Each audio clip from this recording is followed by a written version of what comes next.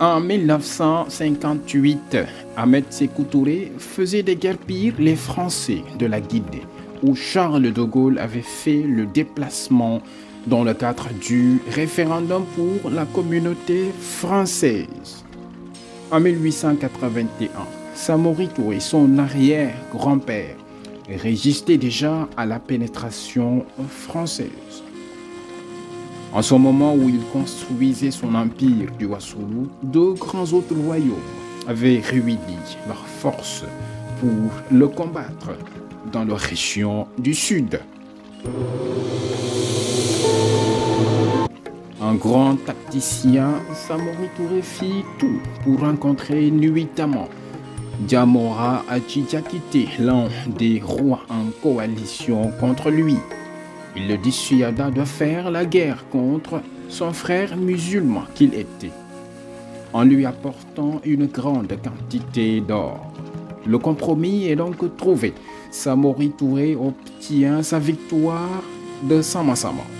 Cependant, il devait maintenant faire face à un adversaire très équipé qui est venu pour exploiter et piller les ressources de ses terres.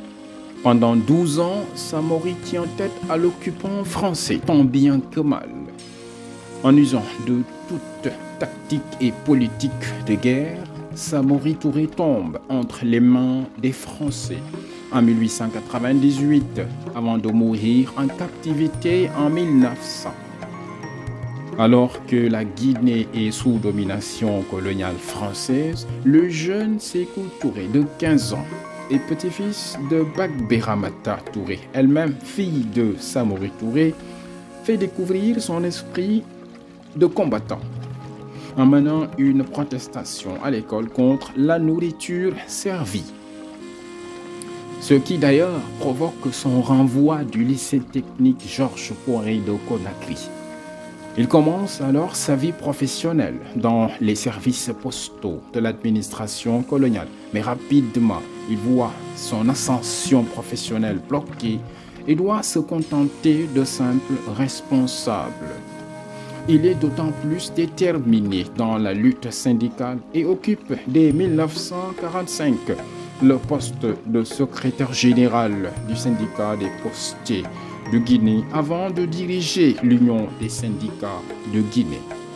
En 1947, il signe son engagement politique en participant à la formation du Parti démocratique guinéen, affilié au Rassemblement démocratique africain, agissant pour la décolonisation de l'Afrique.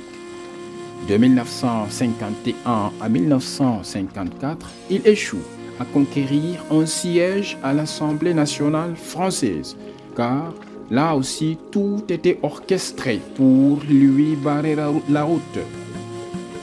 En 1956, il fait sauter les verrous et devient député et en même temps maire de Conakry, position qu'il utilise pour critiquer vertement le régime colonial français.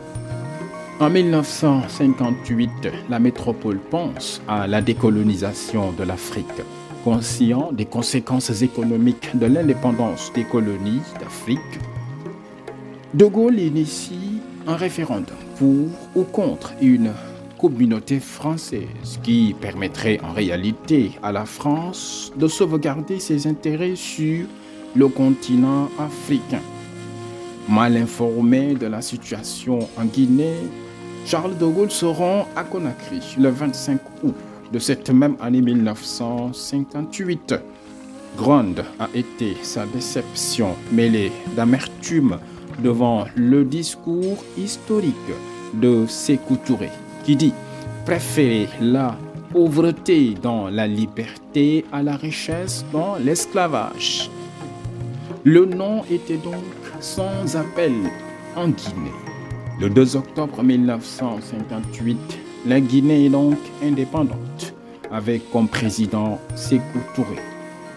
De Gaulle réagit en ordonnant aux fonctionnaires et techniciens français de quitter immédiatement la Guinée pour fragiliser le jeune État indépendant. Ces rapports heurtés avec la France l'obligent à se tourner vers d'autres partenaires. Il se rapproche de leaders nationalistes et souverainistes comme Fidel Castro et se rend dans les pays socialistes. Il est le premier président africain à se rendre en Chine. Il se méfie de la France et de ses collaborateurs qui ont cherché en vain son renversement. Ses détracteurs le qualifient de dictateur pour sa politique avant-gardiste et de répression. Si son grand-père résistant est mort en captivité, Sékou Touré, lui, est victime de malaise qui le conduiront aux États-Unis, à Cleveland, où il mourra le 26 mars 1984. La Guinée venait d'être orpheline de son chef depuis 26 ans.